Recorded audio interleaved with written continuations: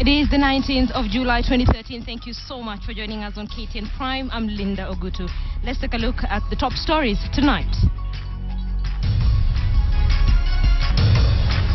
And on this score, the National Executive Committee of Wiper has just concluded its deliberations and has unanimously approved the nomination of Mutula Kilonzo Jr.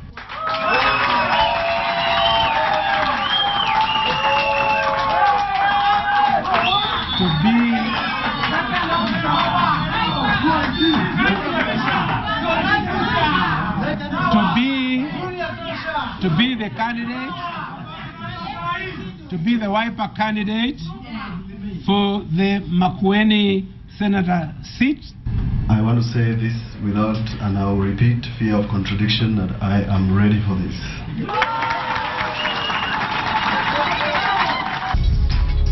Another Mutula for Makueni, Wiper's plan B in crucial race. The reasons for Ms. Kilonzo's ineligibility may not be attributable to the Wiper Party. We will therefore give the party the benefit of doubt and make the finding that the party may not have had notice of Ms. Kilonzo's registration status. Final blow, or is it? Kathy's lawyers weigh their options.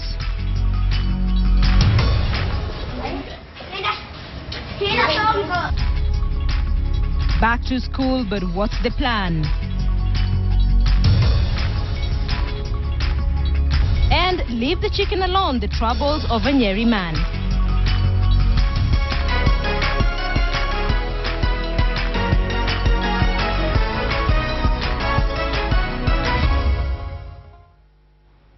Thank you for joining us. We begin tonight with major developments on the Makueni senatorial race. Earlier today, the High Court formally locked out Kathy Kilonzo from the impending by-election. But her party, Wiper Democratic Movement, immediately nominated her brother Mutula Kilonzo Jr. to carry that flag. We have reports on both developments, beginning with Sophia Wanuna, who covered the High Court ruling. J and K. With only a week to the Makueni by-election, this was going to be a defining moment for 36-year-old Diana Kathy Kilonzo. Her fate as a budding politician and perhaps even as a lawyer having been placed in the hands of these three judges. Justices Mumbi Ngoge, Weldon Career and Richard Mongo rejected Kathy's contention that the IEBC tribunal which locked her out of the Makueni race had overstepped its mandate. It was the exclusive constitutional mandate of IEBC under Article 88.4 to settle all pre-election disputes. And on whether Kathy Kilonzo, a lawyer who captured the hearts of many Kenyans during the presidential election petition hearing in March this year, had had her rights violated by the IEBC. We take the view that Ms. Kilonzo was accorded a fair hearing in every respect. If we were to hold that the committee violated Ms. Kilonzo's rights under Article 27 by not permitting her to benefit from an illegality, even if, as she contends, others have benefited from such illegalities in the past. Our duty under the Constitution is to uphold the rule of law and the values enshrined in the Constitution, and it would be to abuse this duty if we were to uphold Ms. Kilonzo's contention. And with that, Kathy's dream of carrying her late father's mantle was crushed.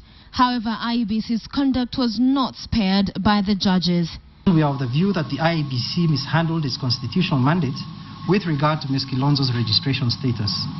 It could have exercised greater diligence, given all the powers and information in its possession, to establish early enough her registration status. The city lawyer had begun her campaign in earnest before this latest saga boiled over.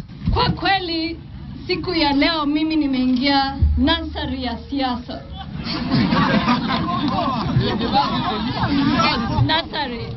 And indeed, a political nursery it was for Kathy Kilonzo. And unfortunately, she will not be able to graduate from the School of Politics after the High Court dismissed all her prayers.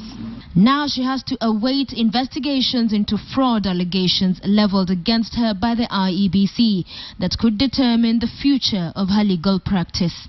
Sophia Wanuna, KTN.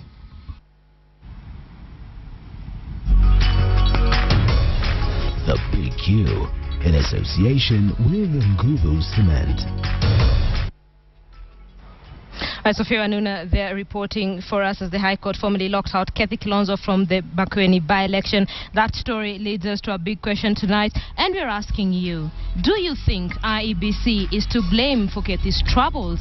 Do you think IEBC is to blame for Kathy's troubles? Send a yes or no response, of course, with a brief comment to the number 8040. You can tweet us at KTN Kenya. You can tweet me at Lindo Gutu. We will be sampling some of your views during this newscast.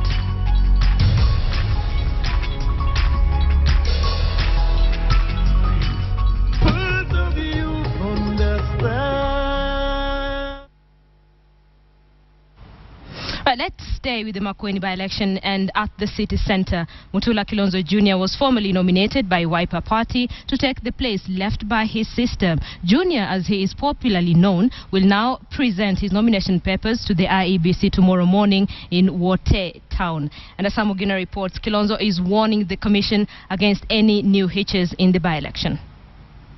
A consideration of whether or not the committee has... Smarting from the High Court ruling locking out its favourite candidate and with a midnight deadline to nominate a replacement, Wiper Party convened a special National Executive Committee meeting and within 5 hours unanimously agreed on a candidate, another Mutula.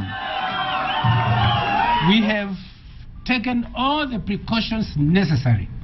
We have even visited IEBC this afternoon. And I have a letter here signed by the chairman of IEBC, Mr. Ahmed Isaac Hassan, EBS, confirming that Mutula Kilonzo Jr., ID number 1370576, is a registered voter. Therefore, there will be no more monkey business as far as we are concerned. I want to say this without, and I will repeat, fear of contradiction, that I am ready for this. Capitalizing on the reprieve to field an alternative candidate, Wiper says it will recapture the seat despite what they claim to be political machinations by the Jubilee Alliance. We want to tell Jubilee, mambo yao imekwisha Makueni kutoka kesho. We want to be able to say, and we will say it at the end of this campaign next Friday, that the king is dead, long live the king. Because we will have the new king, the name of Mutula Kilonzo Jr. It is the end of the road for political novice Kathy Kilonzo at nursery level in the School of Politics. Her political dream shattered even before takeoff. Code hinted on appealing the case to exonerate Kathy Kilonzo from any complicity in the registration saga. Even if this means that is what we shall have to do to thoroughly clear the name of Kathy, we want to give you authority to make an appeal immediately. So that these things, even if Kathy will not have managed to get elected as senator, Junior will be there.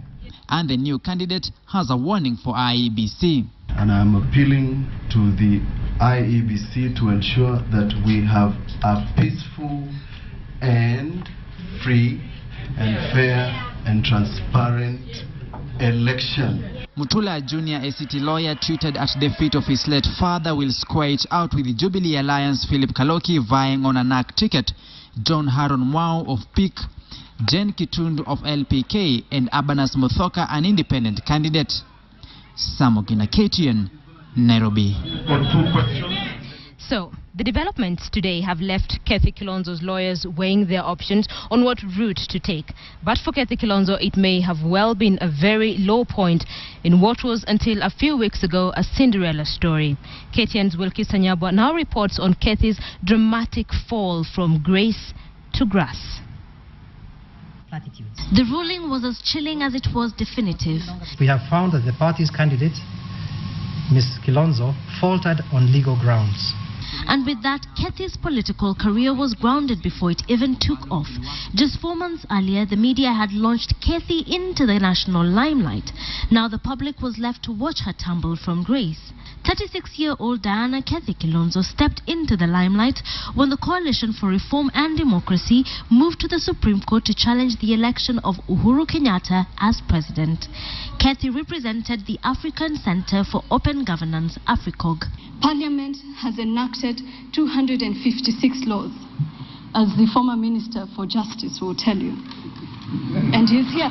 and as her father Mutula Kilonzo, a renowned lawyer and the senator for Makueni at the time, watched, Diana Kathy Kilonzo came into her own. At the height of her popularity, social media was awash with compliments, with some personalities going as far as expressing the intention of seeking her hand in marriage. And though she did not win in court, it would appear that she had already won the hearts of Kenyans.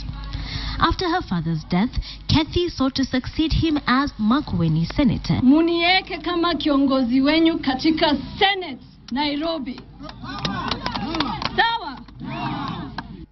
Though Kathy had secured a clearance certificate from the IEBC, the National Alliance Party argued that Kathy was not a registered voter and was therefore ineligible to vie for the seat. During proceedings before the Nomination Disputes Resolutions Tribunal, Kathy would claim that she had registered to vote but could not remember exactly where she had registered. Further, she had used an expired passport. An IEBC official would claim that Kathy's registration slip was one of 5 that had been stolen from the commission. The tribunal barred her from vying, a decision that would be upheld by the High Court. The allegations of fraud now cast a shadow over Kathy's illustrious legal career, even as her political career flounders.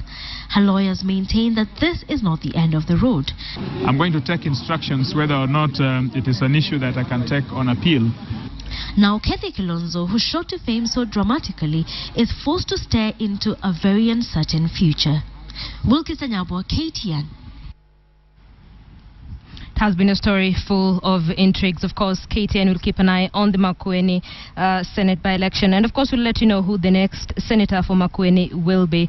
We have a team of experienced reporters, and on that day we will be the first to let you know just who will be the next senator for that region. Let's now focus our attention on education matters, and public schools will now reopen on Monday following a government directive earlier today. Cabinet Secretary for Education Jacob Kaimenyi made the announcement after days of confusion. But as Catherine Omwanto reports, it remains yet unclear how the 3-week strike that ended on Wednesday will affect the school calendar. Pupils and students of public schools have been away from the classroom for 4 weeks, time equivalent to end-term holidays. The break occasioned by the teacher strike will most definitely affect the public school calendar.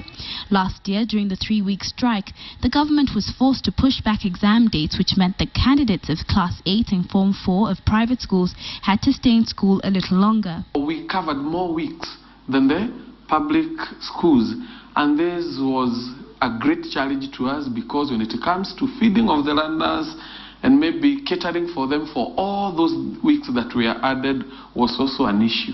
This year's strike took place well before national examinations, so private schools may not have to adjust to the public schools' new timetable for as long as the exam schedule remains unchanged. Only 2013 examination candidates may have to spend an extra 2 weeks in school during the August holidays so as to make up for the lost time. We note that once there is a teacher strike, the standardization rate usually affects the private schools, whereby you'll get our learners who got maybe 420, 430 will be admitted to provincial schools, whereby a learner in a public school who scored 390, 380 will be enrolled in a national school. According to the Cabinet Secretary for Education, Jacob Kaimenyi, all public schools must reopen by latest Monday morning. On Tuesday, the 23rd, education stakeholders will have a meeting. They will discuss what can be done to help public school pupils and students catch up with their counterparts in private schools. Catherine Omwanto, KTN. Let's now go to Nyeri for a rather bizarre story. A 40-year-old man is being held by police there for allegedly defiling a hen. Residents say the man was caught in a compromising situation with a bird by his own son. The hen died shortly after, but as Najma Ismail reports, the man now has to appear in court over the unnatural act. Ndiritu's son was shocked when he walked in on his father pants down and holding his brother's hen in what he described as an unusual position. The boy quickly alerted his brother, and the two in turn raised the alarm, attracting scores of villagers to their home. but it was too late for the young boy's hen. It died moments later following the ordeal. Nderitu was immediately arrested. Police say the hen will be taken to a vet for a post-mortem examination. We are in the process of taking the hen to the veterinary for examination before charging the man and take him to court. Otherwise, we want to do this to deter any other persons who might be interested in repeating the same actions. Kenyans on social media jumped onto the story immediately it aired on KTN's earlier news bulletins. And once again, Nyeri was in the spotlight for not so honorable reasons. The incident has added to a seemingly growing list of bizarre incidents in this part of the world. Just last month, a man in Kiambu was beaten by an irate mob when he was allegedly found defiling a pregnant cow in a cowshed in the wee hours of the morning. And now, the Nyeri man has done it again. Only this time, the victim was much smaller and could not survive the ordeal. Najmi Ismail, KTN. Nairobi County residents should not expect radical transformation of the city, as Governor Evans Kidero now says his administration has inherited massive debt and that the lean government budget allocation does not help the matters. Speaking to KTN's Joy Doreen Bira, Kidero also said there are challenges with devolution hindering the progress of service delivery in Nairobi.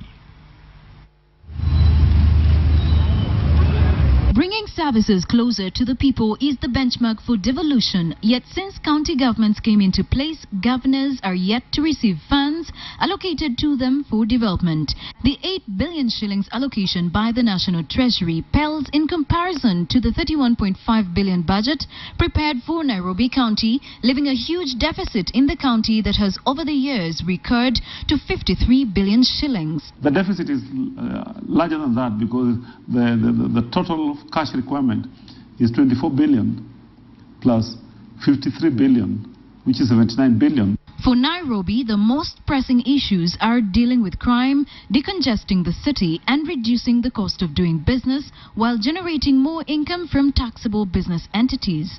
But not just yet. While plans are in motion to transform the city to attract investment, there seems to be a challenge with the devolved system of governance and assertion of power. The attitude of people to provide service, which probably is one of my biggest challenge, but also the challenge of availability of resources, because people are not getting good service, they are not willing to pay for those services.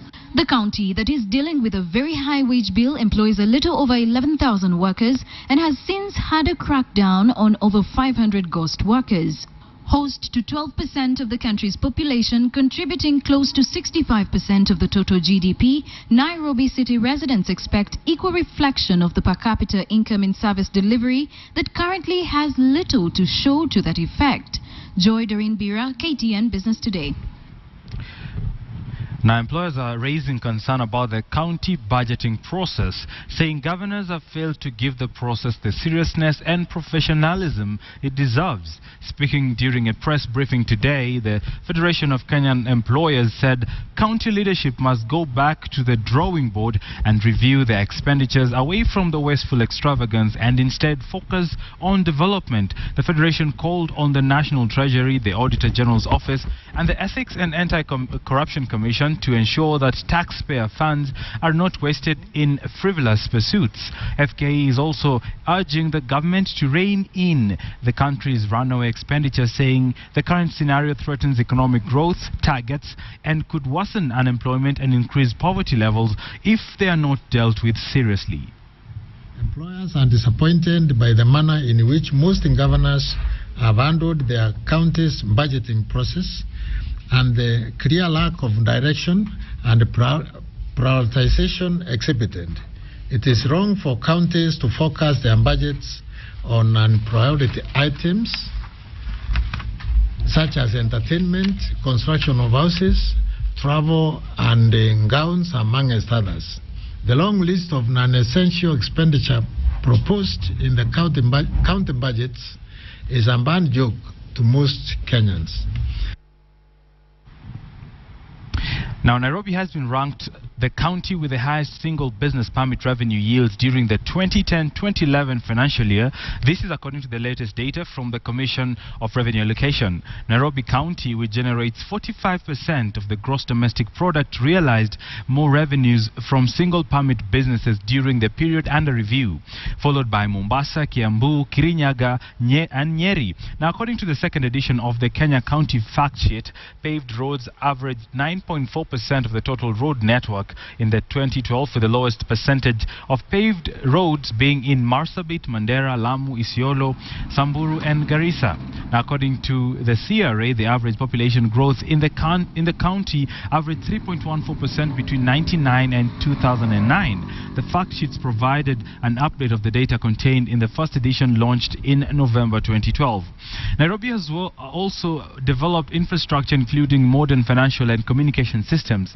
Kenya also has a relatively well-developed industrial base, which accounts for just about 20% of the GDP. Now, Thika United could reclaim the top position in the Tusker Premier League should they defeat KCB in Thika tomorrow. But even if the Thika-based side overcomes the Bunkers, the return to the top could be temporary, since leaders Gor Mahia welcomes 12th placed Western Stima on Sunday. Bandari too have a chance of retaining their third position if they win against their hosts Sofapaka tomorrow. All this weekend's Tusker Premier League matches have a bearing on the next phase of the league table. All the top 5 teams will be in action, each attempting to narrow the gap between them and the leaders Gor Mahia. Gor Mahia climbed to the top after beating Chemelil Sugar on Wednesday night under the Nyayo National Stadium lights. Gor Mahia, who handed their new coach Bobby Williamson a winning start, will be in action on Sunday at the City Stadium against Western Stima. Western Stima are placed 12th and will be out to frustrate their hosts and fight for a place in the middle of the table. Thika United have everything to play for in their match against Banga's KCB. The Bangas, who set the pace during the first leg, are now 4th with 24 points and needs to add the 3 points to pile the pressure on the top 3. 8th placed AFC Leopards will test their 2 acquisitions on Sunday against Mathare United, while Tusker, who lost to Mathare United on Wednesday, will seek redemption when they play hosts Moroni Youth. That is a must-win match for Tusker FC, since as it is, their title defense looks far from being a reality. Joshua Kemboy, KTN Sports Today. The Pepsi Nairobi Polo Tournament kicked off at the Nairobi Polo Club this afternoon with more than 15 teams taking part. Lack of training and adequate workout was evident in most of the teams, but despite all the unfitness, Pepsi A started their hunt for the title on a sounding note by beating Longonot Gate 5-4, Samurai edged Nedberg 4-3 in the same division. In Division C, Mountain Dew walloped Overseas 3-0 as 7-Up beat Pepsi B 3-1. The team representing the Standards Nairobi also started off well with a sound 4-3 win over Ultimate Security.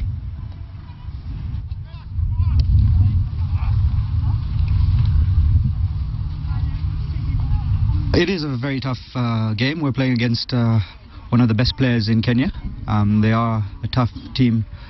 We consider ourselves the underdogs, but given the way we played, I feel quite confident for tomorrow.